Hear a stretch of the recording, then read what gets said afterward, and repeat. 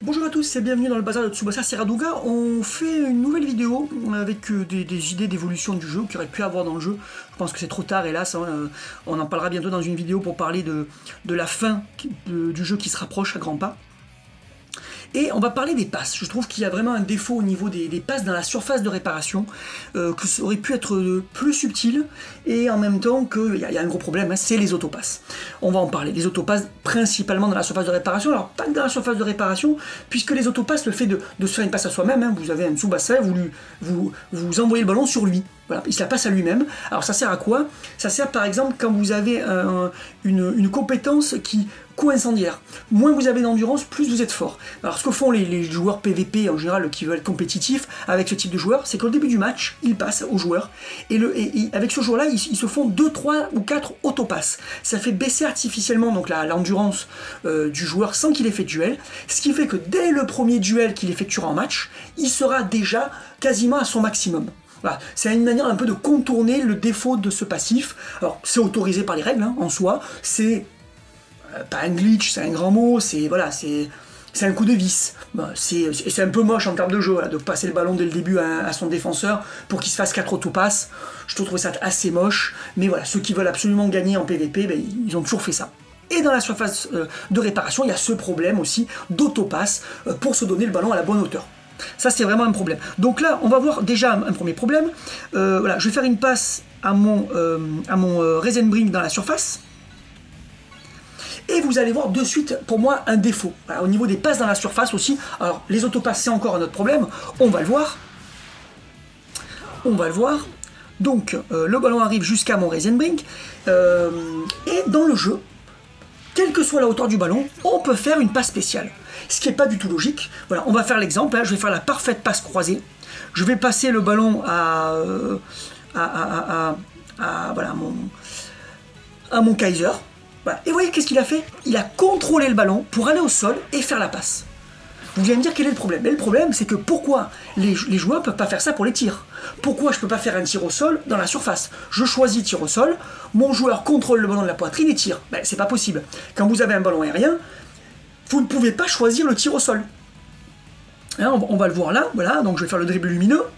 Je vais mystifier ce tocard de soda. Je vais rentrer dans la surface. Je vais me faire une autopasse. Bon voilà, déjà c'est pas logique. Hein. L'autopasse c'est pas logique parce que dans le football déjà en soi, faire des autopasses n'a aucun sens. Vous allez me dire oui mais on n'est pas dans le football réel, on est dans Captain Tsubasa. Mais dans Captain Tsubasa c'est extrêmement rare les joueurs qui font des techniques à base d'autopasse. Personne ne le fait parce que ça n'a aucun sens. Il n'y a que quasiment personne, il n'y a que quelques joueurs qui ont des techniques à base de ça, Natureza notamment, qui envoie le ballon dans les airs, hein, je vous rappelle en finale de World Juice, pour faire un retourné. Mais c'est extrêmement rare. Donc il aurait fallu qu'il soit impossible de se faire une passe à soi-même. Si vous faites une passe à vous-même, le joueur est grisé et donc il ne peut pas prendre le ballon. Les autres joueurs peuvent prendre le ballon. Il faudrait que la passe ait une certaine distance minimum pour que le joueur ne soit pas grisé. Et donc il y aurait certains joueurs comme Natureza qui auraient le passif autopasse. Parce que lui, dans le manga, il a cette capacité de se faire une passe, d'envoyer le ballon en l'air pour le reprendre. Ça aurait été plus logique. Et le problème, dans le jeu, tout le monde peut le faire. Donc là, vous voyez, je ne peux pas utiliser mon tir au sol. Pourtant, je peux faire une passe au sol. Ça n'a pas de logique. Alors qu'est-ce qu'il aurait fallu faire d'après moi? Il aurait fallu mettre en place les passes aériennes. C'est-à-dire que quand vous êtes dans les airs, vous ne pouvez pas faire une passe qui est pensée pour être au sol. Vous ne pourriez faire une passe que... donc il faudrait une passe avec un petit logo pour dire que c'est une passe dans les airs. Donc vous pourriez faire la passe... pas forcément des passes ballon bas, ballon haut, peut-être que c'est compliqué, mais simplement passe aérienne. Et du coup, serait rendu super intéressant des joueurs comme Margus. Parce que Margus, dans le jeu, il a rarement été intéressant. Il s'est quasiment toujours limité à mettre des têtes. Il est fort sur ballon haut. Donc, certains Margus étaient nuls, d'autres étaient forts juste en ballon haut, mais en général, ils étaient nuls à la récupération. Ils n'avaient pas le jeu en pivot, alors que dans le manga, par sa taille, par son jeu de tête, Margus fait du jeu en pivot. Donc, il faudrait que quand il y a un ballon en l'air comme ça, un Kaiser ne puisse pas faire de technique spéciale, parce que lui, il n'a pas de passe aérienne, il n'a qu'une passe au sol. Là, je peux, alors déjà je peux faire un contrôle, ça je peux, et ça c'est pas normal, voilà, donc imaginons j'avais un retourné, là c'est un ballon bas, ça m'intéresse pas, je peux contrôler, me refaire. Et vous voyez que le temps que mon adversaire me vienne dessus, j'ai le temps de me faire 2-3 autopasses. Et ça, c'est pas normal, parce que c'est insupportable en PvP de voir son adversaire faire plein d'autopasses pour attendre d'avoir le ballon à la bonne hauteur. Non, s'il n'a pas eu le ballon à la bonne hauteur, il faudrait que, tant pis, il refasse son action, il change d'idée sur son action de but, mais c'est horrible, vous l'avez tous vécu, de voir un adversaire dans la surface, vos défenseurs sont loin, et il enchaîne les autopasses. Alors en plus, ça fait tourner la montre, donc s'il mène au score déjà 1-0, vous perdez du temps, vous ne pouvez rien faire, et la montre continue à tourner, c'est anormal, et ça peut même être une technique d'anti-jeu. Ça peut servir aussi à baisser l'endurance pour activer des passifs. Donc pour moi, c'est un gros problème. Et vous voyez, donc là, je peux faire très bien encore ma passe. Voilà, je vais la passer à... Voilà, je vais la passer à Klinsmann. Voilà, contrôle de la poitrine, passe. Voilà, alors, pour le tir, ça marche pas, mais par contre, pour la passe, ça marche. Donc, ce qu'il aurait fallu faire, donc, je le dis, c'est interdire les autopasses dans le jeu, sauf passif le permettant pour certains joueurs, et faire des passes aériennes. Et là, du coup, les Margus, les Vulcanes auraient été super intéressants parce que ça aurait fait partie des rares joueurs qui avaient des passes aériennes. Alors après, progressivement, je pense que Club aurait donné des passes aériennes à la plupart des joueurs, mais en soi, on aurait eu une période au moins dans le jeu où seuls les spécialistes du jeu en pivot, par exemple Ino, avec la RJ7, montre que justement il a cette capacité de jeu en pivot, de dévier des ballons de la tête, ce que n'est pas capable de faire Yuga à ce moment-là du manga. Il va travailler là-dessus, et donc on aurait pu avoir un Ino, bon, fort en tir, mais qui avait une passe aérienne.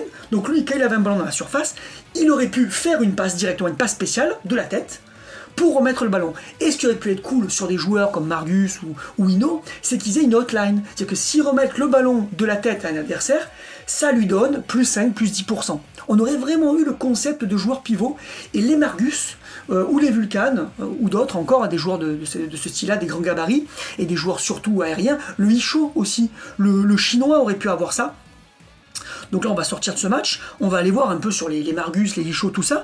Ça aurait pu être hyper cool. Isho, qui fait 2 mètres aussi, aurait pu, et dans le manga, il joue beaucoup en pivot, ça aurait été super intéressant, alors que, pareil, Isho, c'est limité au jeu aérien dans le jeu.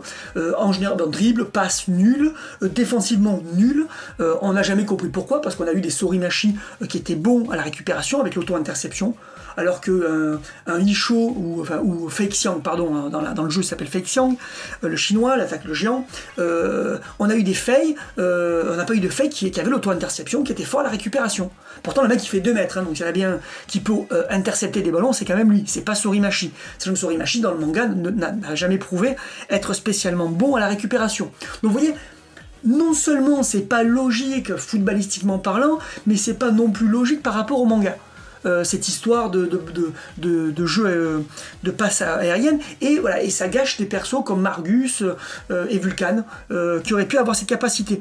Donc on va aller voir les Margus, justement, parce que vous allez voir les Margus, hélas, alors attaquant allemand. Voilà, bon moi j'en ai pas beaucoup, j'en ai qu'un de Margus, et en plus c'est un nul, hein.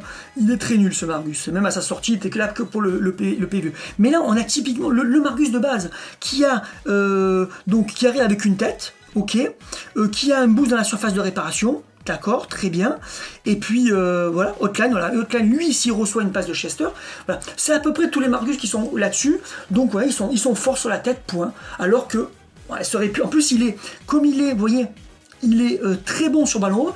Quand il fait une passe, même vous lui mettez une passe S, bon là il l'a pas, mais vous lui mettez une passe S, il est sur un ballon très haut, ça va booster sa passe, ça c'est bien, voilà, il est quand même un peu meilleur sur passe dans le jeu aérien, mais bon, vu qu'il est nul en passe, en général les Margus, et que sa passe S est faible, il est nul pour remettre le ballon.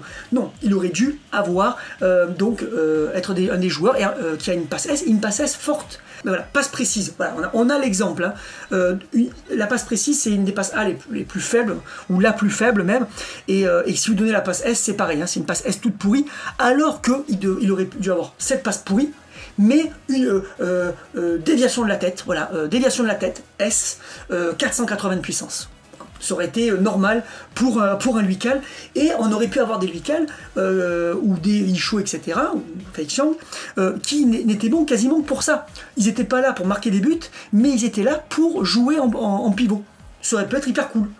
seulement de l'interception, une très bonne passe. Donc dans le jeu aérien, le défenseur a eu voilà, son interception scellée, et hop, Lucas le remettait de la tête pour l'attaquant, qui reprenait le ballon, et il lui donnait plus 5 ou plus 10%. Voilà. Ça aurait pu être hyper cool comme concept. Hélas, Clab ne sait pas trop...